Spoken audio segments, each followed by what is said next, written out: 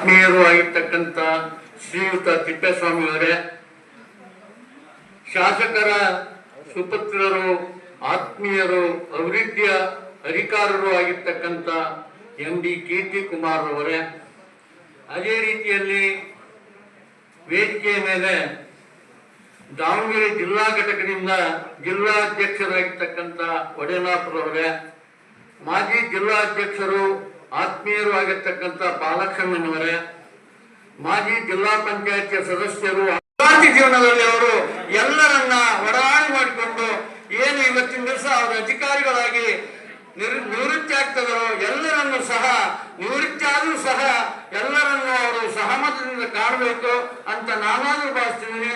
ದೇವರು ಅವರಿಗೆ ಮುಂದೆ ಒಳ್ಳೆಯ ಕೆಲಸವನ್ನು ಮಾಡಲಿಕ್ಕೆ ಆರೋಗ್ಯ, ಭಾಗ್ಯ, ಸಂಪತ್ತನ್ನ ನೀಡಿ ಅಂತ ಆಶಿಸಿ ನನಗೆ ಇವತ್ತಿನ ದಿವಸ ಉಸಿರಾಗಿರ್ತಕ್ಕಂಥದ್ದು. ಹಾಗಾಗಿ ನಮ್ಮ ರವಿಕುಮಾರ್ ಅವರ ನಿವೃತ್ತಿ ಜೀವನ ಸದಾ ಉಸಿರಾಗಿರ್ಲಿ ಅಂತೇಳಿ ಶುಭ ಆರೈಕೆಯಿಂದ ಒಂದು ಉದ್ಘಾಟನೆಯನ್ನ ಮಾಡಿರ್ತಕ್ಕಂಥ ಕೀರ್ತಿ ಕುಮಾರ್ ಅವರಿಗೆ, ಹಾಗೆ ವೀರೇಶ್ ಒಡೆನ್ಪುರ್ ಅವರಿಗೆ, ಹಾಗೆ ವೇದಿಕೆಯ ಮೇಲಿರ್ತಕ್ಕಂಥ ಎಲ್ಲ ಗಣ್ಯರಿಗೆ ಸನ್ಮಾನ್ಯ ಶ್ರೀ GK ರವಿಕುಮಾರ್ ಸರ್ ಅವರು ನಿವೃತ್ತಿಯನ್ನ ಆಗ್ತಾ ಇದ್ದಾರೆ.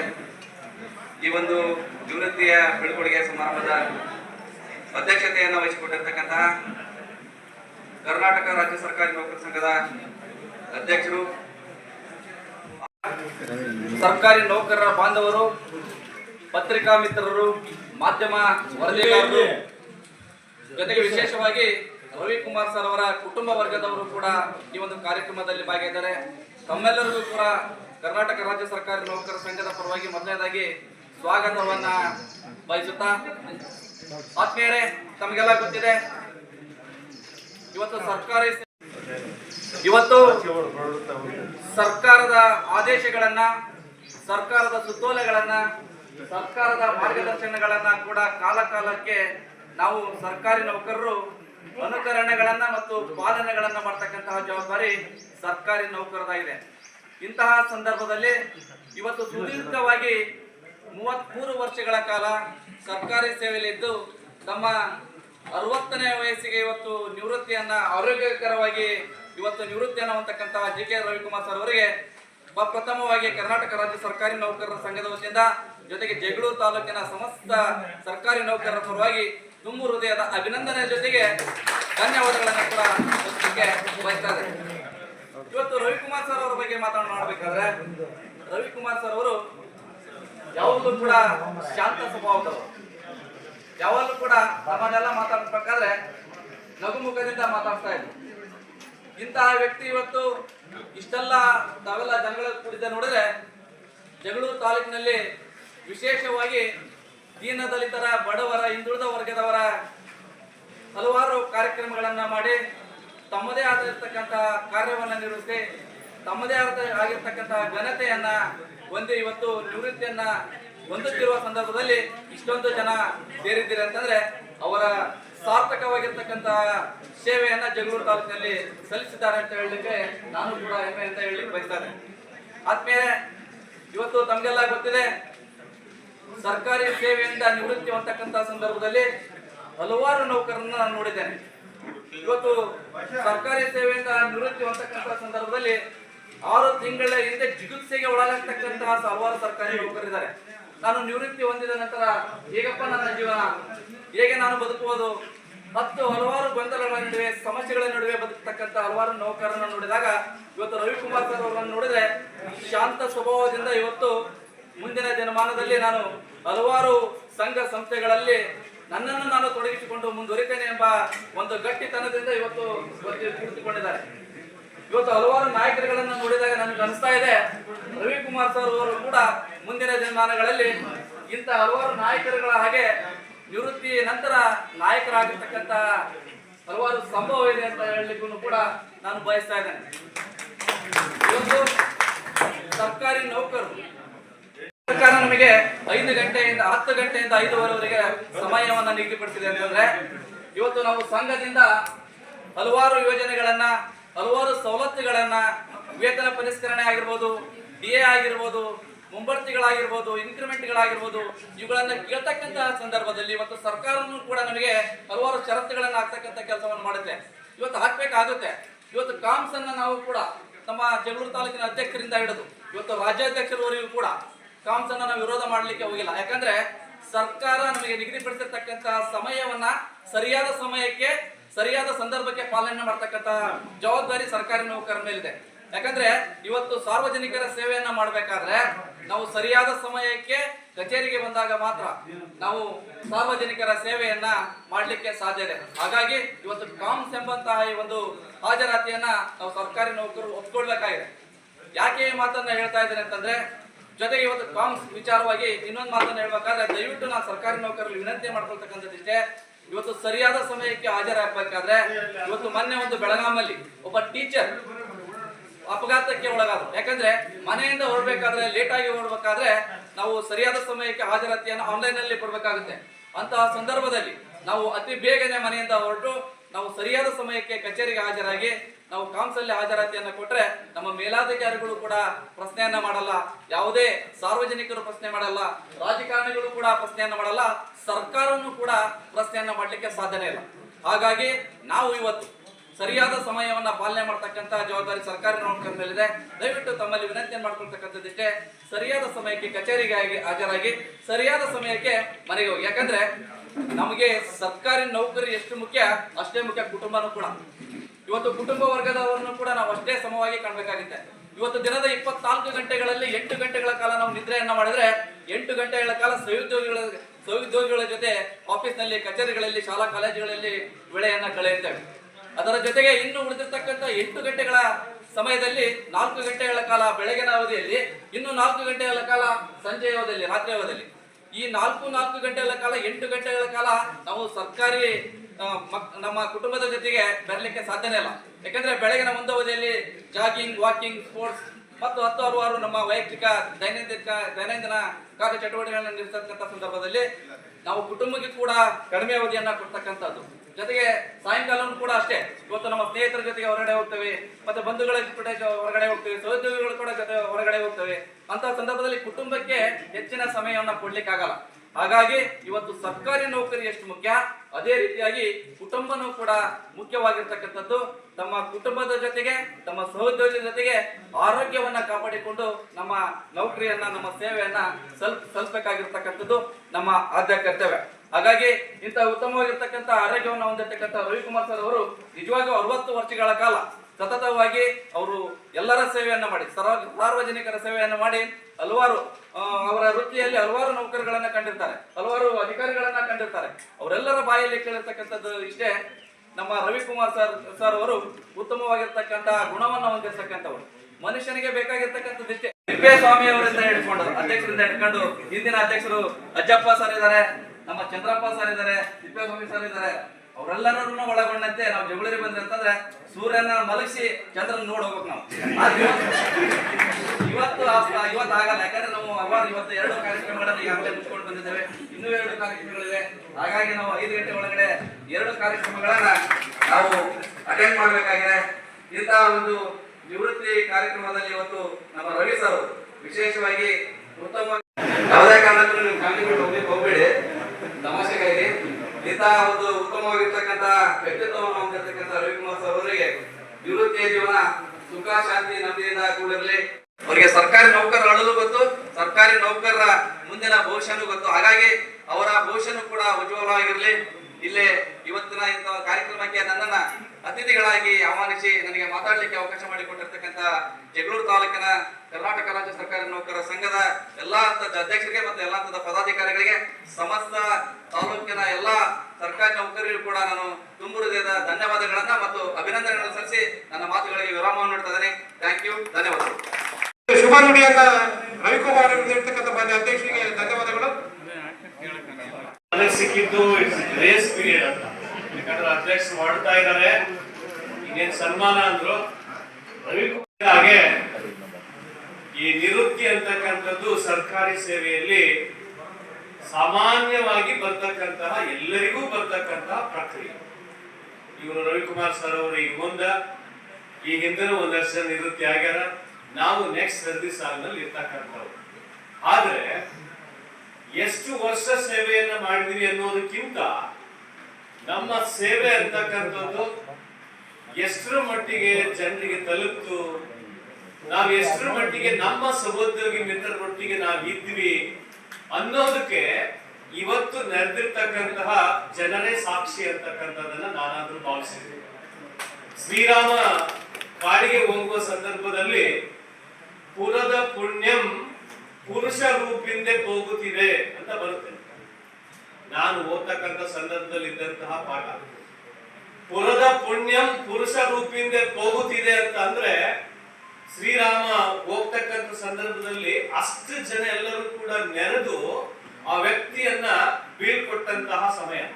ನಿಜಕ್ಕೂ ಆ ರೀತಿನೇ ಇವತ್ತು ರವಿಕುಮಾರ್ ಸರ್ ಅವರ ಒಂದು ಸೇವೆಯ ಬದುಕು ಅಂತಕ್ಕಂಥದ್ದು ನಿಜಕ್ಕೂ ಕೂಡ ಒಂದು ಸಾರ್ಥಕವಾದಂತಹ ಸೇವೆಯನ್ನ ಮಾಡಿದವರಿಗೆ ಏನ್ ಸಲ್ಲಬೇಕಲ್ಲ ಆ ಎಲ್ಲವೂ ಕೂಡ ಸಂದಿದೆ ಅಂತಕ್ಕಂಥದ್ದು ನನ್ನ ಅಭಿಪ್ರಾಯ ಸ್ನೇಹಿತರೆ.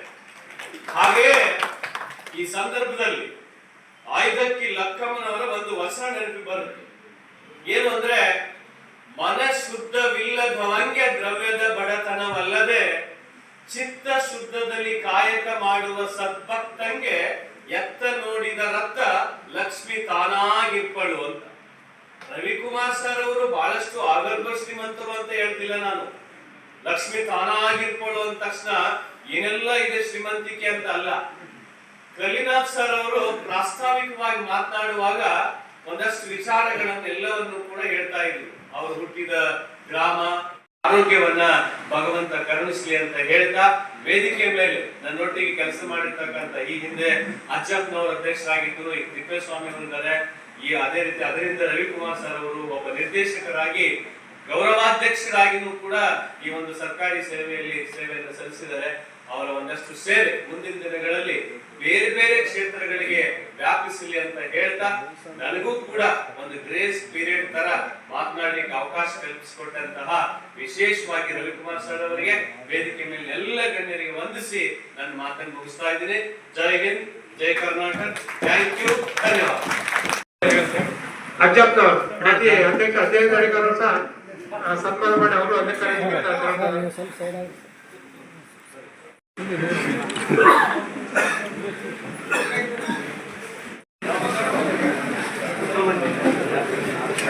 ವೇದಿಕೆ ಮೇಲೆ ಹಾಸೀನರಾಗಿರ್ತಕ್ಕಂಥ ಈ ಒಂದು ಕಾರ್ಯಕ್ರಮದ ಕೇಂದ್ರ ಬಿಂದುವಾಗಿರ್ತಕ್ಕಂಥ ನಮ್ಮ ಆತ್ಮೀಯರಾದಂಥ ರವಿಕುಮಾರ್ ಅಣ್ಣನವರೇ ಹಾಗೂ ನಮ್ಮ ತಾಲೂಕು ಸರ್ಕಾರಿ ನೌಕರ ಸಂಘದ ಅಧ್ಯಕ್ಷರೇ, ಸರ್ಕಾರಿ ನೌಕರ ಸಂಘದ ಎಲ್ಲ ಪದಾಧಿಕಾರಿಗಳೇ, ನನ್ನ ಪಕ್ಷದ ಹಿರಿಯ ಮುಖಂಡರಾದಂಥ ನಮ್ಮ KP ಪಾಲಣ್ಣನವರೇ ಹಾಗೂ ಒಂದು ಕಾರ್ಯಕ್ರಮದಲ್ಲಿ ಉಪಸ್ಥಿತಕ್ಕಂಥ ಎಲ್ಲ ಗಣ್ಯಮಾನರೇ ಹಾಗೂ ನಮ್ಮ ತಾಲೂಕು ಪಂಚಾಯಿತಿ ಎಲ್ಲ ಸಿಬ್ಬಂದಿ ವರ್ಗದವರೇ ಹಾಗೂ ಮಾಧ್ಯಮ ಮಿತ್ರರೇ, ಮೊದಲನೆಯದಾಗಿ ನಮ್ಮೆಲ್ಲರಿಗೂ ನನ್ನ ನಮಸ್ಕಾರಗಳು. ಈ ಒಂದು ಕಾರ್ಯಕ್ರಮ ನಮ್ಮೆಲ್ಲರಿಗೂ ಗೊತ್ತೇ ಇದೆ. ಒಂದು ರವಿಕುಮಾರ್ ಅಣ್ಣನವರು ಸುದೀರ್ಘವಾದ ಒಂದು ಸರ್ಕಾರಿ ಜೀವನವನ್ನು ಇವತ್ತು ನಿವೃತ್ತಿ ಕಡೆಗೆ ಹೋಗಿ ಇವತ್ತು ನಿವೃತ್ತಿ ಹೊಂದುತ್ತಾ ಇದ್ದಾರೆ. ಈ ಸಂದರ್ಭದಲ್ಲಿ ಅವರಿಗೆ ಒಂದು 50 ವರ್ಷ ಇದೆ ಅನ್ನೋ ಒಂದು ನವಲವಿಕೆಯಲ್ಲಿ ಇರ್ತಾರೆ. ಕಳೆದು ಯಾವಾಗ ಅವರು 60 ವರ್ಷ ತುಂಬುತ್ತೆ, 60 ವರ್ಷದ ಕೇವಲ 1 ತಿಂಗಳಿಗೆ ಅವರ ವಯಸ್ಸು 70 ವರ್ಷ ದಾಟುತ್ತದೆ. ಅಂದರೆ ಅರ್ಥ ಏನು ಅಂತಂದರೆ, ಒಂದು ಪರಿವರ್ತನೆ ಅನ್ನೋದು ಜಗದ ನಿಯಮ. ಒಬ್ಬ ಸರ್ಕಾರಿ ನೌಕರ ಯಾವತ್ತು ಸರ್ಕಾರಕ್ಕೆ ಒಂದು ನೌಕರಿಗೆ ಸೇರ್ತಾನೆ ಅವತ್ತೇ ಅವನ ಒಂದು ರಿಟೈರ್ಮೆಂಟ್ ಡೇಟ್ ಕೂಡ ಫಿಕ್ಸ್ ಆಗಿರ್ತದೆ. ಅವನು ಇಂಥ ದಿನ ನಿವೃತ್ತಿ ಹೊಂದಬೇಕು ಅನ್ನೋದು ಆಗಲೇ ತೀರ್ಮಾನ ಆಗಿರ್ತದೆ. ಪ್ರತಿಯೊಬ್ಬ ಸರ್ಕಾರ ನೌಕರರು ಕೂಡ ನಿವೃತ್ತಿ ಆಗಲೇಬೇಕಾಗುವಂಥದ್ದು ಒಂದು ಕಾನೂನುಬದ್ಧವಾಗಿರ್ತದೆ. ಆದರೆ ಯಾರು ಸರ್ಕಾರಿ ನೌಕರರು ತಮ್ಮ ಕೆಲಸಕ್ಕೆ ಮಾತ್ರ ಸೀಮಿತವಾಗಿದ್ದುಕೊಂಡು ಇನ್ನಿತರ ಸ್ನೇಹಿತರ ಜೊತೆಗೆ ಆಗ್ಬೋದು, ರಾಜಕೀಯವಾಗಿ ಆಗ್ಬೋದು, ಸಾಂಸ್ಕೃತಿಕವಾಗಿ ಆಗ್ಬೋದು, ಅವ್ರ ಆಸಕ್ತಿ ಇರ್ತಕ್ಕಂಥ ಬೇರೆ ಯಾವುದೇ ರೀತಿಯ ಕಾರ್ಯಕ್ರಮಗಳಲ್ಲಿ ಅವರು ತೊಡಗಿಸ್ಕೊಳ್ಳದೆ ಯಾರು ಬರೀ ಸರ್ಕಾರಿ ಕೆಲಸಗಳಿಗೆ ಸೀಮಿತರಾಗಿರ್ತಾರೆ ಅವರು ನಿವೃತ್ತಿಯಾಗಿ ಬರೀ 1 ತಿಂಗಳಿಗೆ ಅವರ ಆಯಸ್ಸು ಸುಮಾರು 10 ವರ್ಷಗಳಷ್ಟು ಜಾಸ್ತಿ ಆಗೋಗುತ್ತೆ. ಆದರೆ ಇದಕ್ಕೆ ವ್ಯತಿರಿಕ್ತವಾಗಿ ನಮ್ಮ ರವಿಕುಮಾರ್ ಅಣ್ಣನವರು ಇವತ್ತಿನ ಈಗ ನೋಡೋದಕ್ಕೆ 60 ವರ್ಷ ರಿಟೈರ್ಮೆಂಟಿಗೆ ಆದರೂ 50 ವರ್ಷ ಯುವಕರಿದ್ದಂಗಿದ್ದಾರೆ.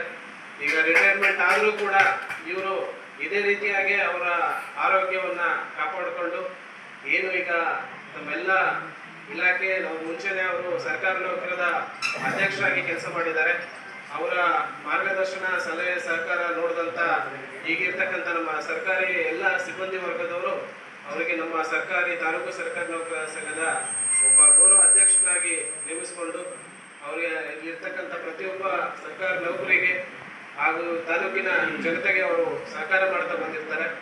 ಈ ಸಹಕಾರ, ಅವರ ಮಾರ್ಗದರ್ಶನ, ಸಲಹೆ, ಸಹಕಾರ ವೈಯಕ್ತಿಕವಾಗಿ ಹಾಗೂ ತಾಲೂಕಿನ ಎಲ್ಲ ಸಿಬ್ಬಂದಿ ವರ್ಗದವರ ಮೇಲೆ ಇರಲಿ.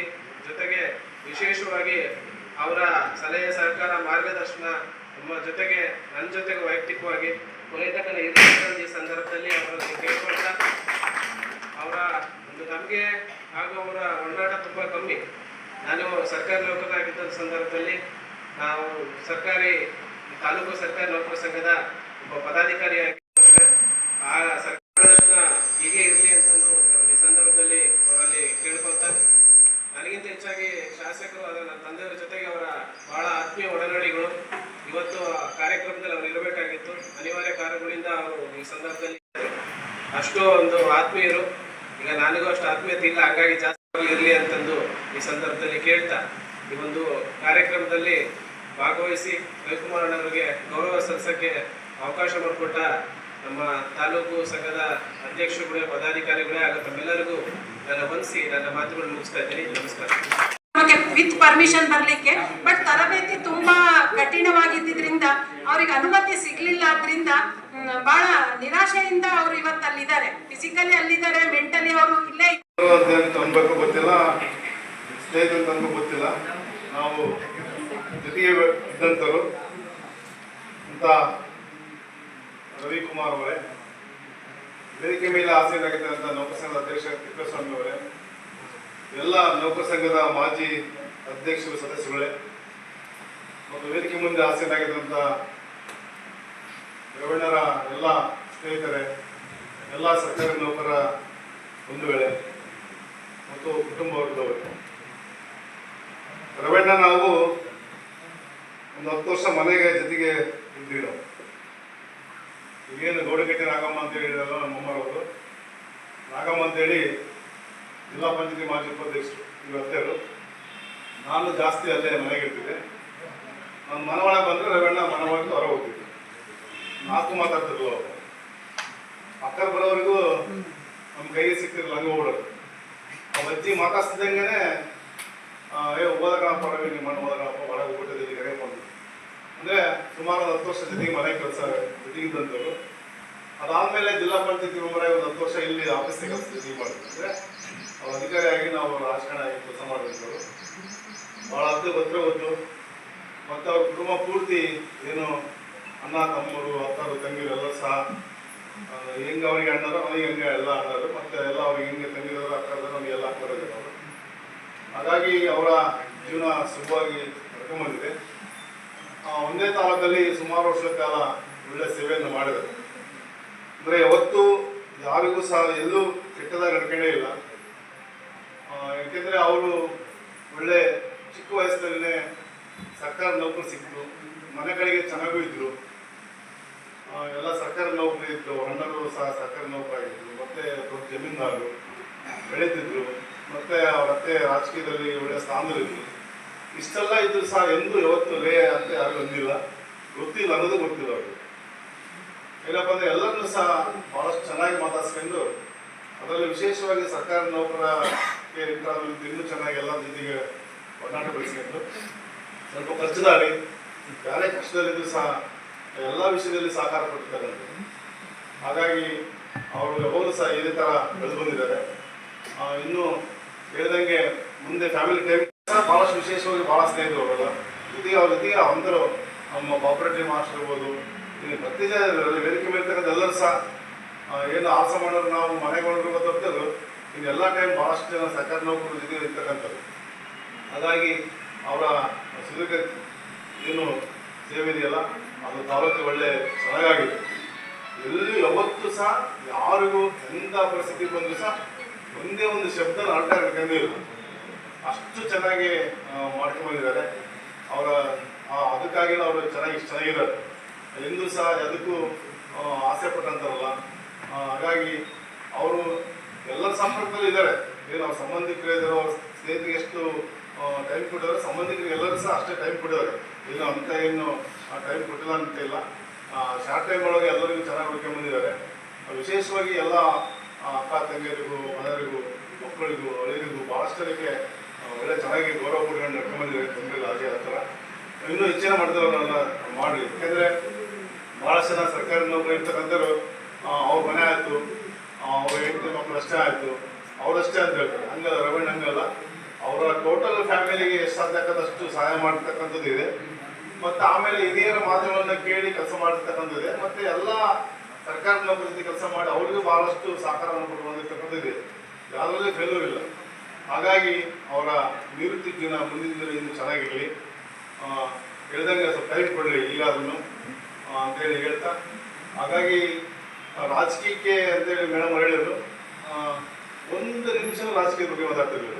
ಇಡೀ ತಾಲೂಕಿನ ಜನ ನಮ್ಮ ಅವಳಿಗೆ ಬರ್ತಿದ್ರು. ಇಡೀ ತಾಲೂಕಿನ ಜನ ಎಲ್ಲ ರಾಜಕೀಯ ಏನು ಇವತ್ತು ಇದ್ದಾರೋ ಎಲ್ಲರೂ ಮುಸಲಿದ್ ಗೌಡ್ರಿಂದ ಹಿಡಿದು, ಕಲ್ಲರದೇಶದಿಂದ ಹಿಡಿದು, ಕೆಚ್ಚಳ್ಳಿ ಶಿವಣ್ಣಗೌಡರಿಂದ ಹಿಡಿದು, KM ವಕೀಲರಿಂದ ಹಿಡಿದು, ಇವತ್ತು ದೇವದಪ್ಪದ ಅವರು ಇರ್ಬೋದು, ಬಸಪ್ಪರು ಇರ್ಬೋದು, ಅಶ್ವಥ್ ಇರ್ಬೋದು, ಎಲ್ಲ ರಾಜಕೀಯ ಮುಖಂಡರು ಸಹ ರವೀಣರ ಮನೆಗೆ ಬಂದು ಹೋಗಿದ್ದಾರೆ. ಭಾಳಷ್ಟು ಸರಿ ಅಲ್ಲಿ ಬಂದು ಅವ್ರ ಮನೆಗೆ ಟೀ ಕುಡಿದ್ರೆ ಯಾರಿಲ್ಲ.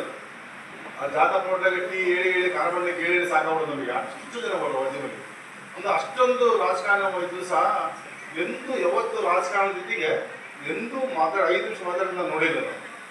ಹಂಗಾಗಿ ಅವ್ರ ರಾಜಕೀಯ ಅವತ್ತೇ ಅವ್ರು ಯಾಕೆ ಅದನ್ನು ಹೊರಿಸಿಲ್ಲ, ಬಟ್ ದೂರ ಇರ್ತಿಲ್ಲ. ಹಾಗಾಗಿ ನಿವೃತ್ತಿ ಆಗ್ತಿದ್ದಂಗೆ ಏನಾದ್ರು ಟೈಮ್ ಪಾಸ್ ಮಾಡೋಕ್ಕಂದ್ರೆ ಅವ್ರು ಈಗಾಗಲೇ ನಮ್ಮ ಮೊನ್ನೆ ಹೇಳ್ದಂಗೆ ಜಮೀನಿದೆ, ತೋಟ ಇದೆ, ಅಲ್ಲಿ ಹೋಗ್ಬೋದು.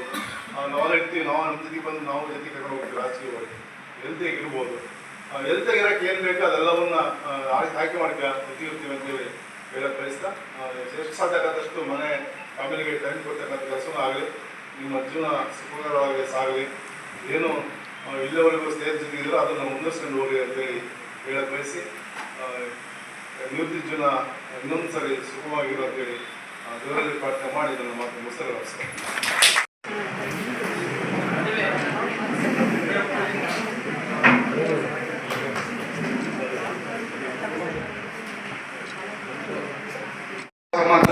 ನಮ್ಮ ಚಿಕ್ಕಪ್ಪನವರು ಹೊಸಕೇರಿ ಮಂಡಲ ಪಂಚಾಯತಿಯಲ್ಲಿ ಕಾರ್ಯನಿರ್ವಹಿಸಿದ್ರು. ಮಂಡಲ ಪಂಚಾಯತ್ ಉಪಾಧ್ಯಕ್ಷರಾಗಿದ್ರು. ರವೀಣರಪ್ಪ ಅವಾಗ ಮಂಡಲ ಪಂಚಾಯತಿ ಕಾರ್ಯದರ್ಶಿಯಾಗಿ ಕೆಲಸ ಮಾಡಿದ್ರು. ಆ ನಂತರ ನಾನು 2001ರಲ್ಲಿ ತಾಲೂಕ್ ಪಂಚಾಯತಿ ಉಪಾಧ್ಯಕ್ಷರಾಗಿ ಬಂದೆ. ಅವಾಗ ರವೀಣವರು SD ಆಗಿದ್ರು. ಅಲ್ಲಿಂದ ಈ ತನಕ ಸುಮಾರು 33 ವರ್ಷ, ಅವ್ರನ್ನ 26 ವರ್ಷ ಅವರು ನಮಗೆ ಒಡನಾಟ. ಇದು ಒಂದು ಸ್ವರಣ್ಣವ್ರು ಹೇಳಿದಾಗೆ, ಮಂಜಣ್ಣವ್ರು ಹೇಳಿದಾಗೆ, ಜಗಳೂರು ತಾಲೂಕಿನಲ್ಲಿ ಈ NGO ಎಲೆಕ್ಷನ್ಗಳು ಬಂತಂದ್ರೆ ಯಾವ ನಮ್ಮ ಗ್ರಾಮ ಪಂಚಾಯತಿ ಒಕ್ಕೂಟದಿಂದಾಗಿ ಬಲಗೈ ಗೊತ್ತಿರಲ್ಲ, ಬಲಗೈ ಗೊತ್ತು, ಎಡಗೈ ಗೊತ್ತಿರಲ್ಲ, ಆ ಟೈಪು ನಡ್ಕೊಂಡ್ ಬಂದಿದ್ದಾರೆ. ಮುಂದಿನ ದಿನಗಳಲ್ಲಿ ಭಗವಂತ ನಿಮಗೆ ಆಯುಷ್ ಆರೋಗ್ಯ, ಈಗ ನಮ್ಮ ಅಧ್ಯಕ್ಷ ಹೇಳಿದಾಗ ಎಲ್ಲವೂ ಕೊಟ್ಟಾರೆ ದೇವರು, ನಿಮಗೆ ಆಯುಷ್ಯ ಕೊಡ್ಲಿ, ಆರೋಗ್ಯ ಕೊಡ್ಲಿ, ನಿಮ್ ಕುಟುಂಬದಲ್ಲಿ ನೆಮ್ಮದಿಯಾಗಿ ಜೀವನ ಮಾಡ್ತಾ ಜೊತೆಗೆ ನೀವೇನು ನಮ್ಮ ಜಿಲ್ಲಾಧ್ಯಕ್ಷ ಹೇಳಿದಾಗೆ ನಿಮಗೆ ಕೊಡ್ತಿಲ್ಲ. ಹೆಚ್ಚು ಕಮ್ಮಿ ತಾಲೂಕ್ ಪಂಚಾಯತ್ ಆಫೀಸ್ 5 ಗಂಟೆ 6 ಗಂಟೆ ಮುಗಿದ ಕುಳಿಯಲ್ಲಿ ಕೆಲಸ ತೊಡಗಿದ್ರು. ಬೆಳಿಗ್ಗೆ ಎಲ್ಲ ತೋಟ ನೋಡಿಕೆ ಮತ್ತೆ ತಾಲೂಕ್ ಪಂಚಾಯತ್ ಕೆಲಸ ಮಾಡಿದ್ರು. ತೋಟಕ್ಕೆ ಬಂದಿದೆ. ಭಗವಂತ ನಿಮ್ಗೆಲ್ಲರ ಹೆಚ್ಚಿನ ಆಯುಷ್ಯ ಆರೋಗ್ಯ ಕೊಡ್ಲಿ, ನಿಮ್ಮೆಲ್ಲರ ಸಹಕಾರ ಇರಲಿ. ನಿಮ್ಮ ಬಾಡಿ ಹಳೆ NGO ಅಧ್ಯಕ್ಷರು ಇಲ್ಲಿ ಬಂದು ಎಲ್ಲ ನಿಮ್ಮ ಪ್ರೀತಿಯ ಪಾತ್ರ ಎಲ್ಲ ಅಭಿಮಾನಿಗಳು ನಮಸ್ಕರಿಸಿ ನನ್ನ ಮಾತುಗಳು ಮುಗಿಸ್ತಾ ಇದ್ದೀನಿ. ಸದಸ್ಯರುಗಳು ಮತ್ತು ಅಧ್ಯಕ್ಷರುಗಳು, ವೇದಿಕೆಯ ಮುಂಭಾಗದಲ್ಲಿ ಆಸೀನರಾಗಿರ್ತಕ್ಕಂಥ ಎಲ್ಲ ರವೀಣ್ ಅವರ ಅಭಿಮಾನಿ ಬಳಗದವರೇ, ಪತ್ರಿಕಾ ಮಾಧ್ಯಮದವರೇ ಮತ್ತು